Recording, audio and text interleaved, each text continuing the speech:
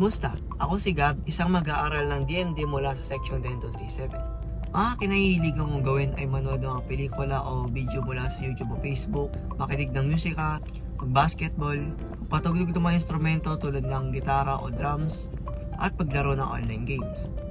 Napakaganda na aming unang impresyon sa aming profesor dahil nung aming unang meeting, ginawa niyang masayang magang klase at naituro niya ang kanyang mga aralin na madali namin maintindihan.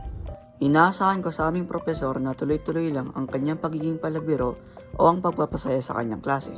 At syempre, ang kanyang pagiging maalam sa kanyang mga aralin na tinuturo para may paliwanag ito sa paraan na madali namin maintindihan. Bagay na sa tingin kong weirdo sa aking sarili. Siguro natatawa ako ng walang dahilan. Minsan pa nga pagkamalan akong baliw, kunwari naglalakad daw mag-isa sa mall, tapos bigla natatawa ng walang dahilan. Diba kahit sino naman ng pagkamalan ka ewan?